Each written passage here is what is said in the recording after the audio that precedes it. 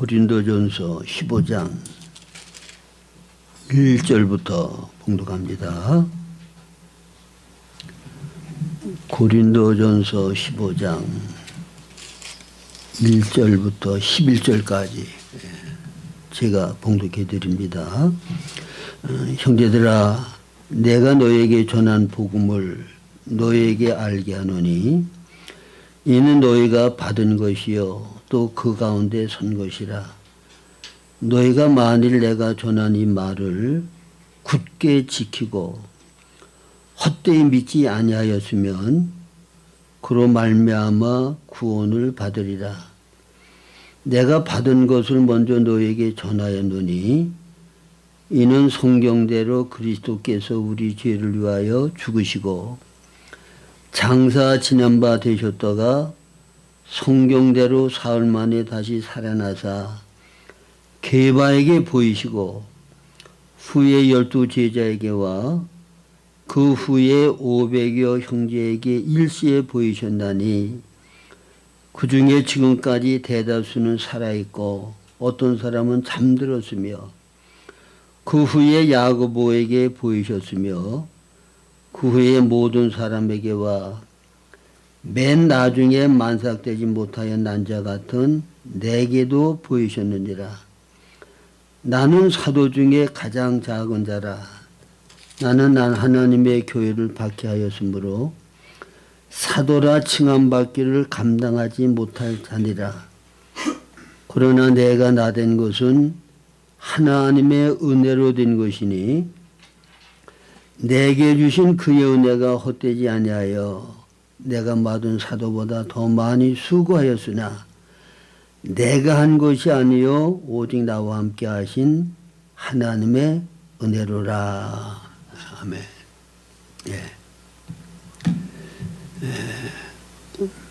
오늘은 모든 교회들이 부활주일로 지키는 날인데, 그래서 오늘은 제가 이제 데살로니가전서 강의를 계속 하다가 오늘은 부활에 관한 말씀을 좀 나누려고 합니다.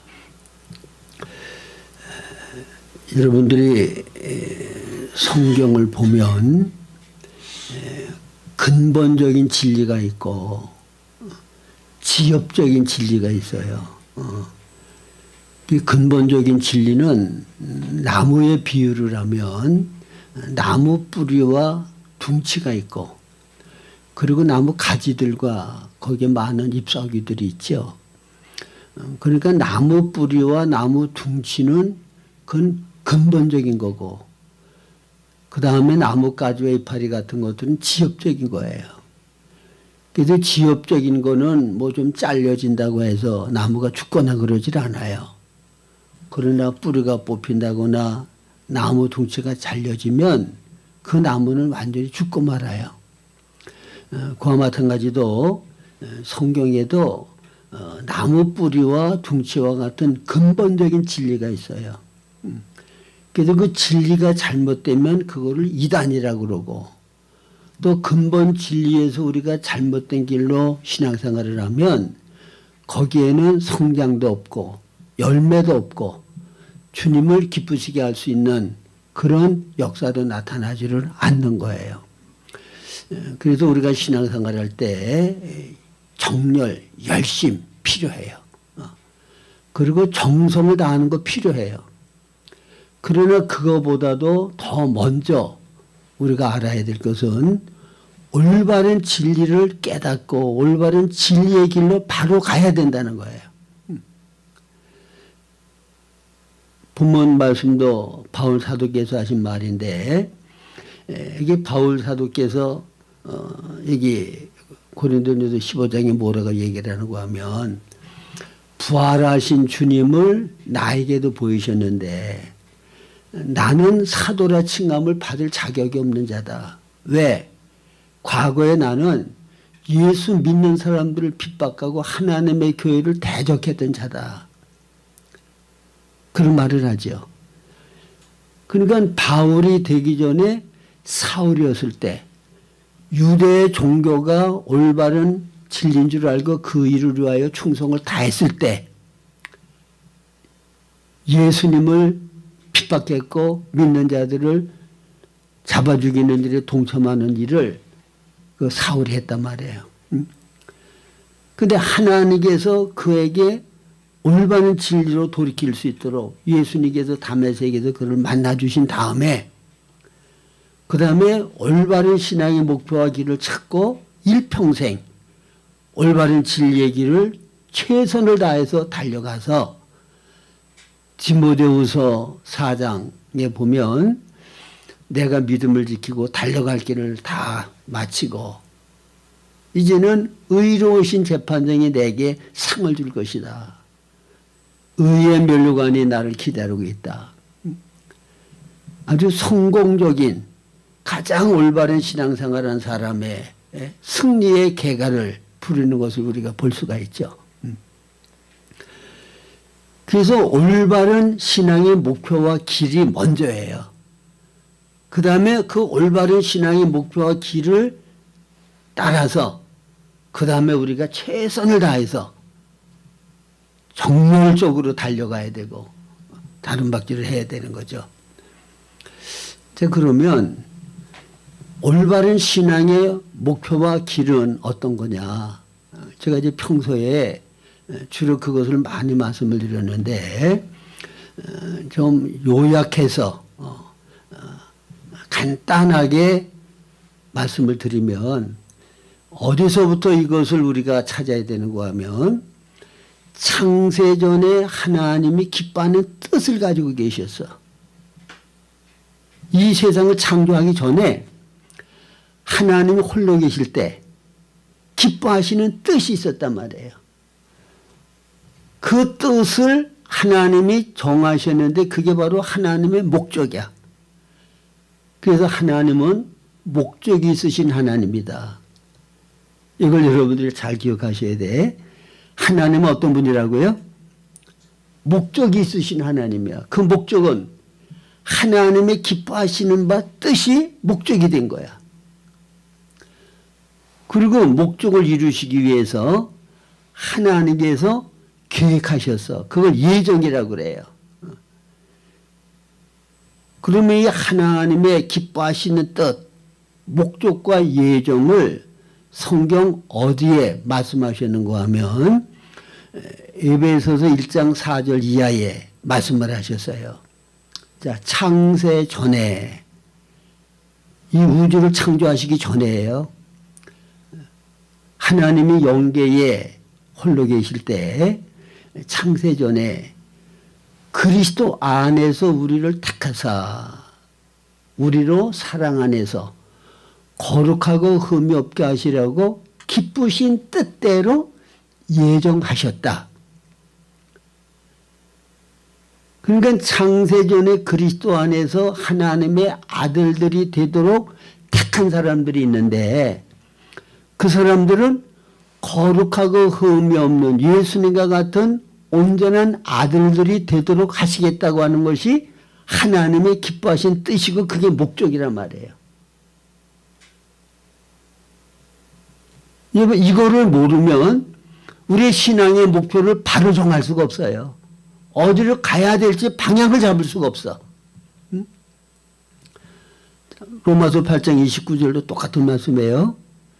하나님이 미리 아신 자들로 창세전에 그리스도 안에서 택한 자들 그들이 바로 하나님이 미리 아신 자들이에요. 미리 아신 자들로 그 아들의 형상을 본받게 하기 위하여 미리 정하셨으니 형상을 본받게 하기 위하여라고 하는 말은 예수님과 같은 온전한 하나님의 사람 되도록 하기 위하여 그 말이에요. 예수님과 같은 하나님의 사람으로서 삶을 사는 사람 만들어주시기 위해서 미리 정하셨으니 이는 그로 많은 형제 중에서 맏아들이 되게 하려 하심이니라. 그러니까 예수님은 독생자였는데 이제는 하나님은 예수님과 같은 많은 아들들을 얻으시기를 원하시는 것이 창세전에 하나님이 가지셨던 기뻐하시는 뜻이고 그것이 하나님의 창세전에 가지셨던 목적이란 말이에요. 그러니까 하나님께서는 이제는 이 목적을 이루시기 위해서 창세기 1장 1절 이하에 태초에 하나님의 천지를 창조하신대라 그렇게 말씀하시고 그 다음에 모든 만물을 창조하시고 그리고 여섯째 날에 하나님의 형상대로 사람을 지으셨는데 요 하나님의 형상대로 지음을 받은 사람이 어떤 사람이에요? 창세전에 그리스도 안에서 택함 받은 사람. 사랑 안에서 거룩하고 흠이 없게 하시기 위해 예정한 사람. 그 사람이 하나님의 형상이에요. 그러니까 사람으로 우리가 태어났으면 이제 하나님에게 물어야 돼요. 뭐라고 물어야 될까요? 하나님, 나를 하나님의 형상대로 지으셨는데 나를 하나님의 형상대로 지으신 목적이 뭐죠? 나는 무엇을 위해서 어떻게 살아야 되죠? 그걸 물어야 되잖아요. 그러니까 내가 왜 창조되었고 무엇을 위하여 어떻게 살아야 되고 그렇게 살게 산 결과는 어떻게 된다고 하는 것은 내가 알 수 있는 게 아니에요. 나를 창조하신 하나님께서 가장 정확하게 아시는 거야. 왜? 그분이 창세전에 기뻐하신 뜻을 따라서 사람을 창조하셔서 사람을 통하여 예수님과 같은 아들들로 만들겠다고 하는 목적을 딱 정하셨기 때문에 하나님에게 우리가 하나님의 형상대로 지으심을 받은 나는 왜 존재해야 되고 무엇을 위해 살아야 됩니까? 그러면 답이 정확하게 나오죠. 여러분들은 이 세상에 사람으로 태어나서 무엇을 위하여 어떻게 살아야 돼요? 우리는 거룩하고 흠이 없는 사람이 되는 일을 위하여 살아야 돼. 예수님과 같은 아들이 되기 위하여 우리가 살아야 돼. 이게 삶의 목적이야. 아시겠습니까? 그런데 하나님께서 우리를 예수님과 같은 많은 아들들이 되기를 원하시고 거룩하고 흠이 없는 하나님의 아들이 되도록 하기 원하는 것은 뭐냐? 에베소 1장 4절 이하에 보면 값없이 거저 주시는 하나님의 은혜의 영광을 찬송하게 하려 함이니라. 궁극적인 목적은 우리를 통하여 하나님의 그 아름다운 모든 속성들이 이 세상에 표현되어지고 나타나서 하나님이 영광을 받으시는 것. 그러기 위해서 예수님과 같은 많은 아들들이 필요하시다 그 말입니다. 아시겠죠? 자, 그러면 예수님은 이 땅에 오셔서 이거는 뭐 제가 수없이 반복해서 말씀드린 거예요. 이 땅에 오셔서 인생을 사셨어요. 근데 예수님이 사람이 되셔서 인생을 사신 그 삶은 무슨 의미가 있는가 하면, 자, 아담과 효와는 하나님의 형상으로 지음 받았을 때 사람으로서 완전하게 지음을 받은 거예요. 하나님 보시기에 힘이 좋았다. 완전하게 지음을 받았어. 근데 완전한 사람이긴 한데 완성된 사람은 아니라고 그랬죠. 완성된 사람은 아니야. 다른 모든 만물들은, 모든 짐승들은 지음을 받았을 때 완성된 존재로 지음을 받은 거야. 개는 개의 본성을 가지고 개의 삶을 살면 완전한 개의 삶을 사는 거고 더 이상 뭐 발전할 게 없어요. 그거로 완성된 거야. 근데 사람은 하나님을 담는 그릇으로 지었다. 여러분, 가장 중요한 게 뭔가 하면, 신약 성경의 가장 핵심적인 건 뭔가 하면 하나님의 생명이 우리에게 분배되어서 하나님의 신성의 성분이 인성인 우리와 연합되는 것. 이게 핵심이에요.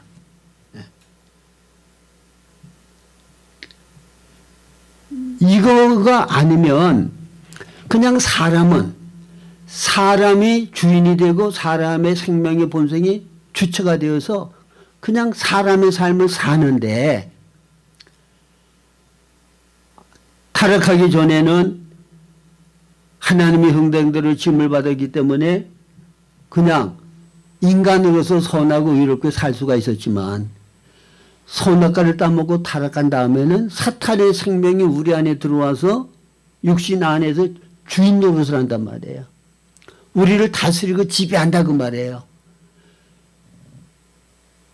그래서 여러분들이 오늘날 세상을 보세요. 하나님 보시기에 힘이 좋았던 하나님의 형상을 보게 됩니까? 마귀의 형상을 보게 됩니까? 마귀는 요한복음 8장에 예수님이 말씀하시기를 마귀는 거짓의 아비요 살인자다. 그러니까 마귀는 다른 사람을 해치고 망하게 하고 죽이고 거짓말하고 그런 모든 불의와 악한 것의 근원자가 되어서 그게 인간을 지배하니까 말세에 고통하는 때가 이르리니 사람들은 자기 사랑, 돈 사랑, 쾌락 사랑하기를 하나님보다 더하면서 여러 가지 죄악의 목록이 나오죠. 그게 사탄의 지배를 받는 인간들의 모습이라고 말해요. 그러니까 하나님의 형상을 다 잃어버렸어. 그러니까 하나님께서 창세전에 기뻐하시는 바 뜻, 정하신 목적, 그것을 이 땅에서 이루셔야 된단 말이에요. 그래서 그 목적을 이루기 위해서 하나님의 아들 독생자를 이 땅의 사람으로 보내신 거예요.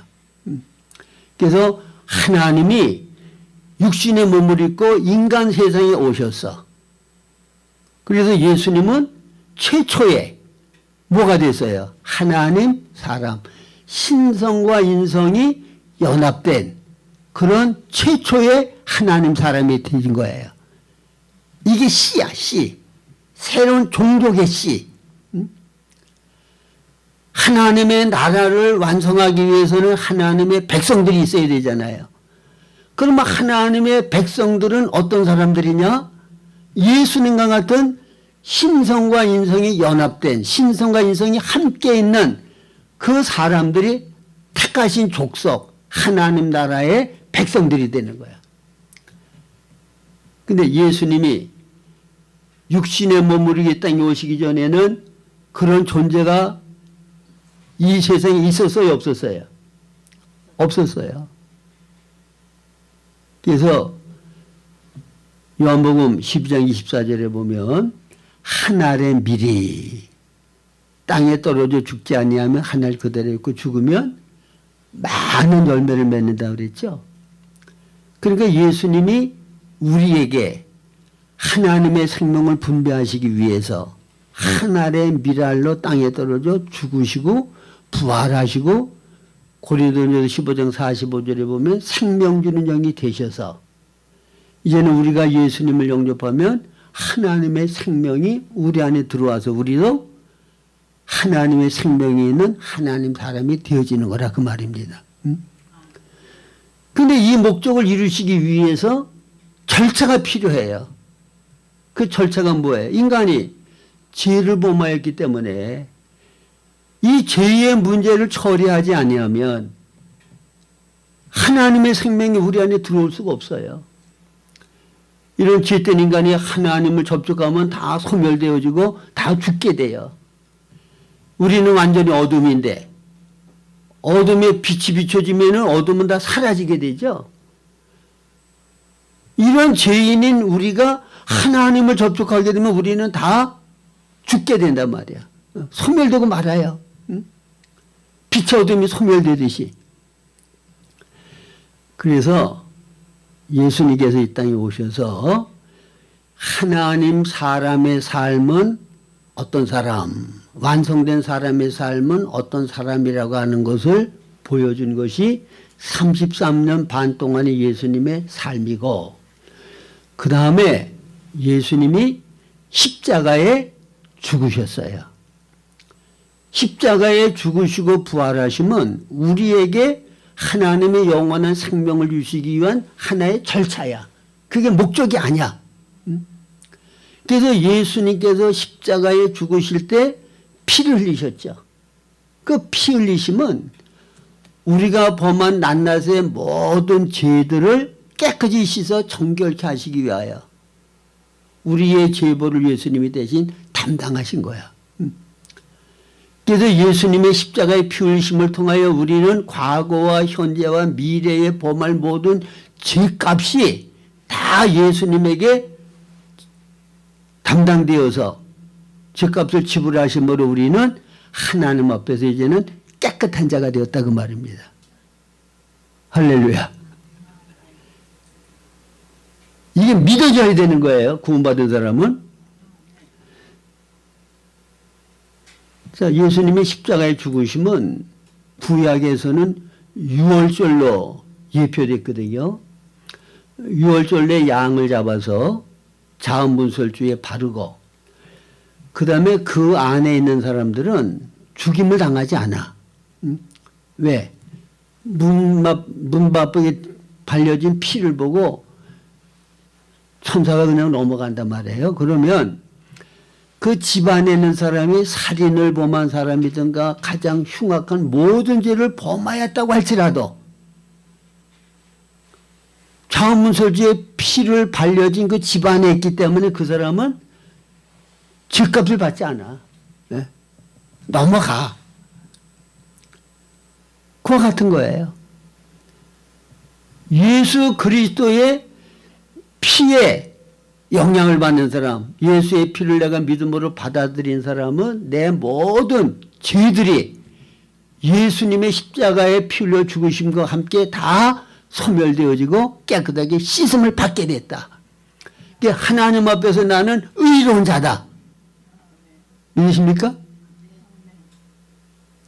이거를 믿는 게 우리에게 하나님은 의로 여기시는 거야.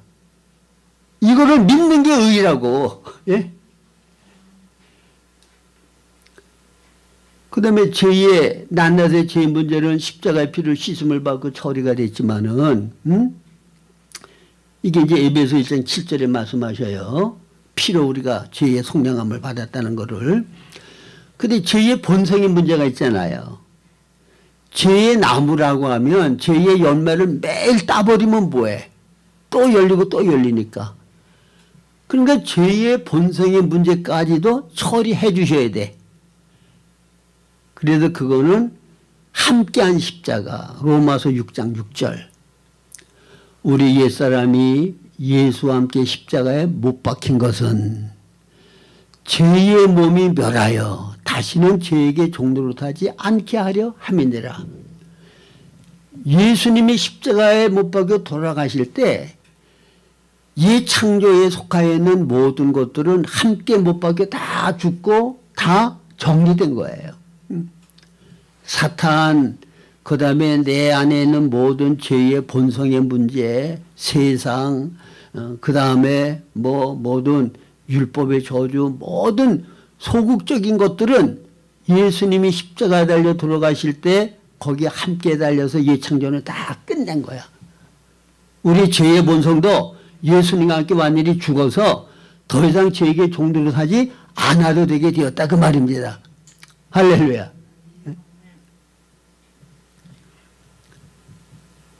자, 그러면 여기까지는 사탄에 의하 인간이 범죄하고 타락해서 하나님 앞에 진노의 자녀가 되었고 하나님의 원수가 되어져 있는 이거를 예수님께서 모든 죄값을 담당하심으로 말미암아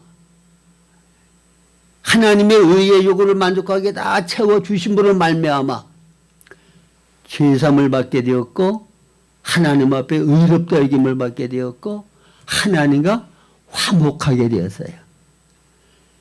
그래서 예수의 이름으로 우리가 얼마든지 하나님과 화목하게 되었기 때문에 하나님이 내 아버지가 되셔서 친밀한 관계 가운데 얼마든지 기도할 수 있잖아. 예? 저는 이게 얼마나 감사한지 몰라요. 맨 처음에 제가 하나님을 정말 바로 만나고 그리스도의 생명으로 내가 채워지기 전에는 하나님을 가까이 해보려고 새벽마다 가서 기도하고 저녁마다도 산에 가서 부르짖고 그러는데 하나님과 생명의 교통이 안 되더라고. 눈만 감으면 그냥 캄캄하고 하나님은 멀리 계신 것 같고 멀리 계신 정도가 아니라 존재하는 것 같지도 않아. 그 가슴은 답답하고 컬컬하고 그냥 혼자 독백하듯이 하나님 나 좀 만나주시고 하나님 어떻게 주님을 가까이 할 수 있습니까? 응? 그렇게 하나님을 찾고 찾으니까 하나님이 사모하는 영혼을 만족해 하시고 줄인 영혼에게 좋은 것을 채워주신다고 하나님이 나를 만나주시더라고요. 근데 지금 깨닫고 보면 내가 그런 상태에서 하나님을 사모하고 만나기를 갈망한 것 자체가 하나님이 주신 은혜야. 응? 제가 그걸 어떻게 느꼈는가 하면 제가 신학교 다닐 때 사탄에게 이렇게 내가 완전히 결박된 느낌을 가질 때가 있었어요. 근데 그때 주여 소리를 못 하겠더라고. 그냥 내가 의지를 가지고 주여 그러면 되잖아요. 주여 소리를 못 하겠어. 응? 그래서 그때 그걸 통해서 내가 주님의 이름을 부르고 주님을 가까이 하는 것도 하나님의 은혜가 아니면 이게 안 되는구나. 제가 그걸 깨달았어요. 주님의 은혜를 받기를 원하는 마음, 사모하는 마음, 주님을 가까이 하고 싶은 거 다 은혜로 주어졌기 때문에 우리가 그런 마음을 가질 수 있는 거야. 그렇지 않으면 사탄이 우리를 완전히 사로잡아서 하나님 근처도 못 가게 만든다고. 근데 지금은 얼마든지 주님과 친밀한 교제를 나눌 수 있거든요. 그냥 날마다 아침 저녁으로 기도하고 싶을 때마다 주 예수님 부르고 하나님 아버지 부르고 그러면 그냥 친밀한 교통이 돼. 그게 얼마나 복이고 얼마나 큰 영광이냐 말이에요. 그 영광스러운 아버지 하나님을 그 존귀하신 우리 주님을 아무 때나 수시로 얼마든지 교제하고 교통할 수 있는 그런 관계가 이루어졌다. 이런 관계가 어떻게 이루어졌어요? 예수님께서 우리의 죄보를 대신 다 담당하셔서 하나님의 의로운 의의 요구를 만족하게 채워주셔서 우리를 의롭다 여김받게 하시고 하나님과 화목하게 해주셨기 때문에 우리가 하나님과 이와 같은 친밀한 교제를 나누고 하나님의 영광에 참여할 수 있는 자가 되었다 그 말입니다. 할렐루야. 이게 얼마나 큰 영광이고 얼마나 큰 은혜인 줄을 우리가 알아야 돼요. 그래서 이제는 이 죄의 문제를 다 처리하셨고 십자가에 달려 죽으시고 그 다음에 사흘 만에 다시 살아나셨어요. 예수님이 부활하심을 통해서 무슨 역사가 일어나는가 하면 고린도전서 15장 45절에는 예수님이 죽었다가 살아나심으로 생명 주는 영이 되셨다고 말씀하셔요. 살려주는 영이 되셨다. 자, 그 말은 무슨 말인가 하면 자, 예수님은 두 번 되심이 있어요. 하나는 하나님이 사람 되심. 이거는 뭐를 위한 거예요? 하나님의 목적을 이루기 위한 절차를 완성하기 위한 거. 우리의 모든 죄들과 죄의 본성의 문제, 사탄에게 지배받고 있는 모든 사탄에 결박되어 있는 이 문제들을 처리하시기 위해서 사람이 되셨어야 돼. 이제 땅에서의 사역이에요. 성육신의 사역. 그래서 예수님이 우리의 죄를 대신 다 담당하시고 십자가에 죽으신 거예요. 그 다음에 하나님의 목적은 뭐라고 그랬죠? 하나님의 생명을 우리에게 분배하셔서 우리 안에서 하나님의 생명으로 살아 나타나심으로 하나님의 영광을 받으시는 거예요. 그러기 위해서는 예수님이 부활하셔서 우리 안에 생명으로 들어오실 수 있는 분이 되어야 하기 때문에 예수님이 부활하신 거예요. 그리고 생명 주는 영이 되셔서, 그래서 예수님은 맏아들로 인정되시고 우리는 거듭나서 많은 하나님의 아들들이 된 거예요. 그래서 여러분들이 베드로전서 1장 3절에 보면 우리가 거듭난 것이, 그리스도의 부활 생명을 우리가 받게 된 것이 예수 그리스도의 부활을 통해서 되어진 거라고 하는 것을 분명히 말씀하고 있거든요. 예수 그리스도의 부활을 통하여 우리가 거듭나게 됐다고 말해요. 하나님의 영원한 생명이 우리 안에 들어오셔서 우리를 하나님 사람이 되게 하셨단 말이에요. 하나님의 아들들이 되게 하셨단 말이에요. 그래서 이것이 증거되어진 거 제가 자주자주 인용하는 성경 구절 뭐예요? 요한일서 5장 12절. 아들이 있는 자에게는 생명이 있고 하나님의 아들이 없는 자에게는 생명이 없다.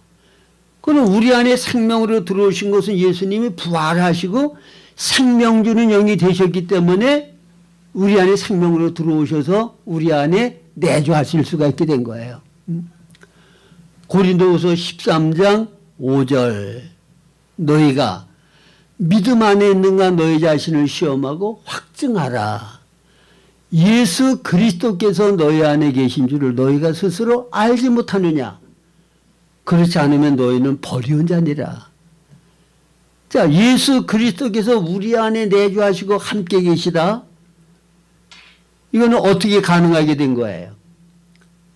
십자가에 죽고 우리의 모든 죄값을 지불하셔서 하나님의 의로운 요구를 만족하게 채워주셔서 하나님과 화목하게 하시고 그 다음에 부활하심으로 생명 주는 영이 되셔서 우리 안에 생명으로 들어오실 수가 있게 된 거라고 말해요. 그래서 하나님의 목적이 이루어졌어. 우리는 하나님의 사람이 됐어. 베드로 전서 1장 9절에 너희는 택하신 족속이요 왕같은 제사장들이요 그 다음에 거룩한 나라요 그의 소유가 된 백성이니 이게 우리가 거듭난 다음에 그런 지위와 그런 자리에 우리가 있게 됐다고 말입니다. 자, 그러면 지금 이제 중요한 거 하나가 남았어요. 자, 예수 그리스도의 생명이 우리 안에 들어오는 것까지는 100% 하나님의 은혜예요. 하나님이 다 해주신 거야. 그리고 이 은혜를 받은 사람들은 어떤 사람들이에요? 창세전에 그리스도 안에서 택한 사람들, 사랑 안에서 거룩하고 흠이 없게 하기 위하여 예정하신 사람들, 그런 사람들 안에 예수 그리스도의 부활 생명이 들어오셔서 우리 안에 내주하시고 함께 하시는 거야. 그러면 이제 하나님이 우리에게 요구하시는 것은 뭔가 하면 이제는 타락하였던 옛사람 내가 주인 되어서 내가 살지 말고 부활 생명이신 그리스도가 너를 통하여 사시도록 너 자신을 부인하고 십자가를 지고 참 내 제자의 길을 걸으라는 거예요. 그래서 갈라디아서 2장 20절에 바울 사도께서 내가 그리스도와 함께 십자가에 못 박혔나니 그런즉 이제는 내가 산 것이 아니 오직 내 안에 그리스도께서 사신 것이라. 바로 이거예요. 예수님이 육신의 몸을 입고 이 땅에 사셨을 때 하나님 사람의 삶은 어떻게 살아야 된다고 하는 본을 보여주신 거거든요. 자, 하나님은 하나님의 생명의 본성이 있고 그 본성에 따른 하나님의 생활이 있어요. 사람은 사람의 생명의 본성을 따라 사람의 생만이 있어. 달라. 근데 이 두 생명의 본성을 가지고 있는 두 인격이 하나로 연합이 돼서 그래서 하나님 사람. 예수님이 이 땅에 오셨을 때 바로 하나님 사람이 되신 거죠. 그럼 이 하나님의 사람의 삶은 어떻게 살아야 돼? 그 본을 보여주신 것이 예수님의 삶이란 말이에요. 근데 예수님은 죄를 범할 수 없는 성결하시고 거룩하신 사람이었지만 사람의 생명, 사람의 인격을 가지고 예수님 자신의 삶을 살지 않고 100% 아버지의 뜻을 따라 아버지의 말을 하고 아버지의 영광을 구하고 아버지의 일을 하고 100% 아버지의 뜻을 이루기 위하여 이 세상의 삶을 사셨단 말이에요. 응? 이게 하나님 사람의 삶의 원칙이야. 내가 살지 않고 내 안에 그리스도가 살게 하는 것. 이게 정상적인 그리스도인의 생활이란 말이에요. 그래서 저는 정말 너무 오랫동안 타락한 사람의 생명인 내가 하나님의 계명을 지키고 하나님을 기쁘시게 해보려고 어지간히 노력을 했어요. 저는 정말 피나는 노력을 해봤다고. 응? 그리고 내가 그만큼 주님을 위하여 희생하면서 그렇게 주의 뜻대로 살려고 애를 쓰는 것을 하나님은 귀히 보시고 사랑하시고 그리고 거기에 대하여 무슨 보상을 주실 것을 기대했다고. 근데 가만히 보니까 그게 없어. 그게 억울하더라고. 내가 주의 뜻대로 살고 계명을 지키고 주님을 기쁘게 해보려고 내가 이렇게까지 피나는 노력을 했는데 내게 와지는 건 아무것도 없어. 거룩하게 사라지는 것도 아니고 계속 죄는 제대로 짓고 죄대로 살겠다고 뭐 금식하고 뭐 이렇게 저렇게 거룩하게 살려고 노력하면서 고생만 했지 얻어지는 게 없어. 나중에 봤더니 이게 목표질이 잘못된 거야. 타락한 본성을 가지고 있는 내가 암만 주님을 기쁘게 해드리고 거룩하게 살아보려고 애를 써도 본질과 본성이 이거는 선악과를 따먹은 다음에 내 자원을 가지고 내 방법대로 나만을 위하여 사는 것이 옛사람 나의 본질과 본성이야. 100%. 하나님을 위하여 산다고 하는 것도 나 위해서야. 뭐 조금 사라졌다고 하면 그것 가지고 나 자랑하고 나 높여. 내가 금식을 뭐 몇 번을 어떻게 했다느니 기도를 얼마나 했다느니 그 얘기 왜 해요? 응? 나 높이려고 하는 거 아니야? 나 자랑하려고 하는 거 아니야? 응? 그 주님이 원하는 건 그거 아니고 그거는 하나님이 보실 때는 소망이 없어서 십자가에 못 박혀 주님과 함께 죽게 만들었어. 그거 뭐 개조하고 개선하고 하나님 원하는 사람으로 만들 수 있는 여지가 0.1%도 없어. 그래서 예수님이 십자가에 우리 옛사람이 함께 십자가 못 박혀 죽게 한 거란 말이에요.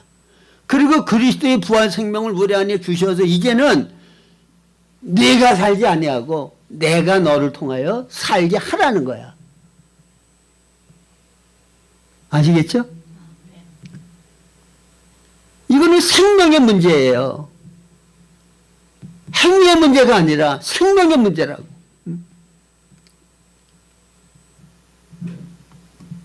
그리스도의 생명으로 살면 그리스도의 생명의 본성이 내 삶을 통해서 자연스럽게 표현되어지고 나타나게 돼 있어요.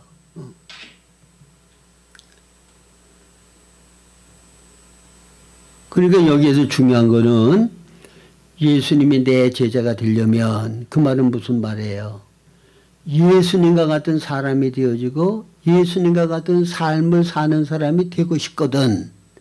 거기 두 가지 조건 말씀하셨어요. 첫째는 자기 부인해라. 그거는 내 안에 계시는 그리스도의 생명과 옛사람의 생명이 나가 살다 보면 서로 대립이 되거든요.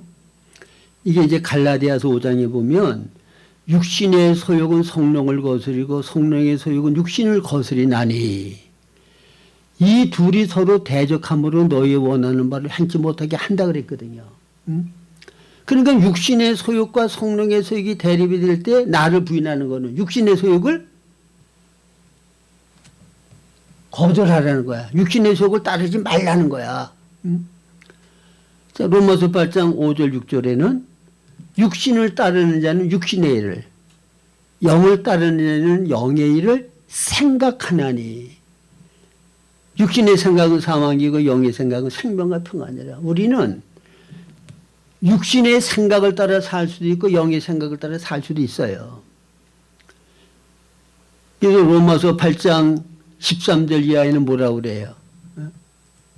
너희가 육신대로 살면 반드시 죽을 것이로되 영으로서 몸의 행실을 죽이면 살리니. 무릇 하나님의 영의 인도함을 받는 사람은 하나님의 사람이라. 그럼 이거는 뭐가 다른가 하면요. 과거에는 내가 주인이 되고 내가 주체가 되어서 내가 주님을 위하여 뭐를 하고 주의 뜻을 내가 뭘 살려고 하는 거. 주체가 나야. 예? 목적과 뜻은 좋죠. 하나님을 위해서 주님을 기쁘게 하기 위해서 살겠다고 하는 게 뭐가 잘못이겠냐고. 근데 근본적인 잘못은 뭐예요? 그건 내가 하려고 한단 말이야.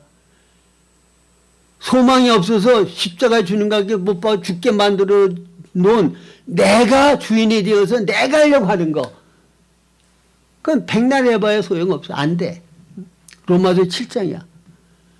근데 거듭난 다음에는 이제 우리 안에서 주님이 우리에게 음성을 들려주시고 또 성령의 감동을 하시고 양심을 통하여 말씀하시고 어떻든 주님이 우리에게 요구하고 원하는 기뻐하신 뜻을 말씀하셔. 그러면 그 음성을 듣고 주의 뜻대로 순종하는 일만 내가 해야 될 일이야. 내가 주체가 돼서 내가 뭐를 하는 거는 그거는 100%다 하나님은 안 받으셔. 하나님을 기쁘게 할 수 없는 거야. 그래서 로마서 7장을 통해서 옛사람 나는 절망적인 존재고 할 수 없다고 하는 것을 깨닫는 과정을 거쳐야 로마서 8장으로 넘어가. 이걸 통과하지 않으면 죽을 때까지 맨날 할 수도 없는 옛사람 내가 주를 위해 뭐를 하겠다고 목표를 세우고 뜻을 세워서 백날 해봐도 하나님은 기뻐도 아니하시고 할 수도 없어. 안 되는 거예요. 근데 대개 십계명을 지키고 주의 뜻대로 내가 살아보려고 율법을 지켜 행해보려고 노력하는 사람들이 인간은 절망적인 존재라고 하는 거, 주의 뜻을 이룰 수 없는 존재라는 걸 비로소 깨닫고 자기를 포기하고 그리스도의 의를 받아들이고 그리스도의 생명으로 사는 것으로 돌이키지. 이 로마서 7장의 율법의 과정을 거치지 않은 사람은 로마서 8장으로 넘어가기 어렵더라고. 왜? 내가 하면 될 것 같거든요. 조금만 결심을 더하면 될 것 같거든. 그게 계속 속는 거예요. 저도 뭐 하다 어떤 사람은 40일 금식을 하니까 완전 성결의 은혜를 받고 죄를 지을 수 있는 가능성까지 없어졌다. 그럼 나도 해봤어. 기도 마치고 내려와가지고 뭐 내 조카들이 그냥 막 그 신경은 예민하고 피곤한데 쉬지도 못하게 뭐 싸우고 그러니까 금방 혈기가 나오고 화를 내더라고. 조용히 소리 지르고. 뭐한 사람이 40일 금식하고 내려온 사람이 소용없어.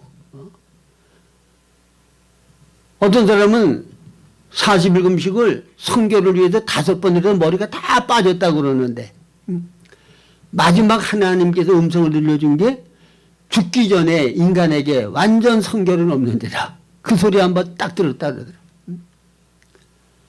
그리스도의 생명으로 살아야 되는 거예요.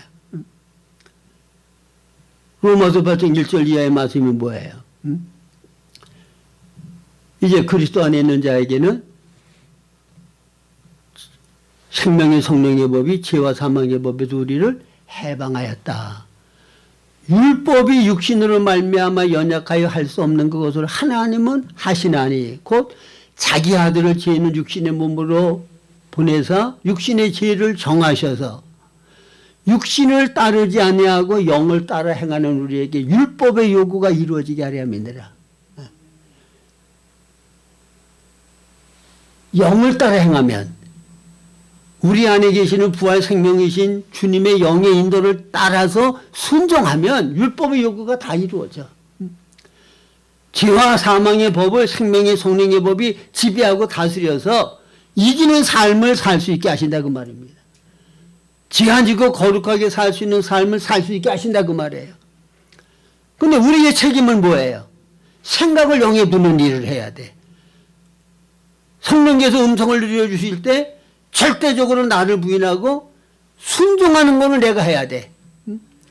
그러면 히브리서 11장의 믿음의 사람들의 모든 하나님의 역사하심이 우리도 똑같이 경험하고 체험할 수가 있게 된다 그 말입니다. 그래서 그리스도의 부활 생명이 우리 안에 들어오셔서 우리의 생명이 되고 우리의 인격이 되어지고 그리고 우리의 삶을 통하여 주님의 생명의 본성이 표현되어져서 주님의 생명의 본성은 뭐예요? 사랑이에요. 빛이에요. 의와 거룩이에요. 그리스도의 생명으로 살면 우리 삶 가운데 이와 같은 그리스도의 생명의 본성이 표현되어서 하나님의 영광을 나타내게 된다 그 말입니다. 그래서 내가 택함을 받은 자인지 아닌지를 가장 정확하게 알 수 있는 것은 뭐냐? 그거는 그리스도의 형상으로 내가 변화되기를 갈망하고 변화되어져 가는 모습이 보인 사람은 창세전에 거룩하고 흠이 없게 하시려고 아들의 형상을 본받게 하려고 목적하셨고 예정하신 그대로의 삶이 내 삶에서 실현되는 거잖아. 그러니까 이거는 택함 받았다고 확실한 증거가 되는 거야.